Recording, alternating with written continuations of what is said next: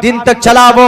लेकिन Karnataka high court का क्या जजमेंट, कर्नाटक हाई कोर्ट का जजमेंट ये है कि पर्दा ये इस्लाम में जरूरी नहीं है, पर्दा इंपॉर्टेंट नहीं है। बुर्के में रहना, चेहरे को ढांपना मुस्लिम औरतों के लिए जरूरी नहीं है। क्यों जरूरी नहीं है? कुरान की 7 आयतें, हदीस की 70 हदीसें, हदीस की किताबों की 70 हदीस पर्दे के वजूब पर, फर्जियत पर दलालत करती। उसके बावजूद भी कर्नाटक हाई कोर्ट ने कहा कि पर्दा जरूरी नहीं है। क्यों?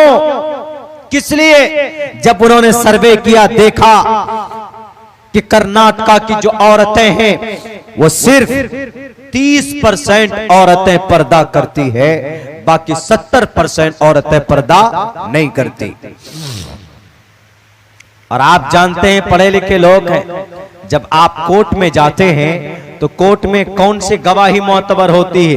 जो चश्मदीद गवाह हो, आई विटनेस की गवाही ज्यादा मोतबर होती है। मेडिकल की या फॉरेंसिक रिपोर्ट की अहमियत कम होती है।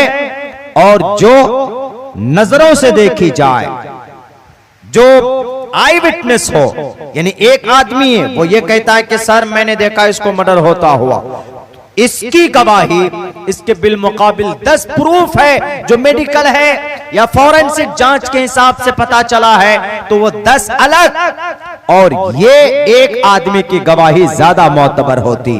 तो अब कर्नाटक के अंदर में क्या गवाही, कर्नाटक के अंदर में सर्वे कराया गया कि देखो कितनी माएँ ऐसी हैं, कितनी बच्चियां ऐसी हैं मुसलमान में जो पर्दा करती, तो वहां पर देखा तकरीबन 35% औरतें पर्दा करती थी, बाकी 60-70% औरतें पर्दा नहीं करती थी।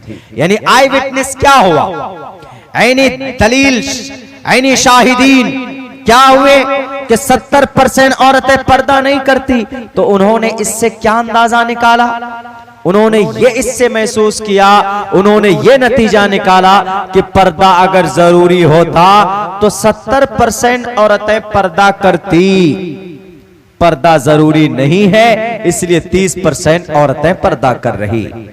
और फौरन मुसलमानों की माओं के अमल को देखकर फैसला नाफिज कर दिया।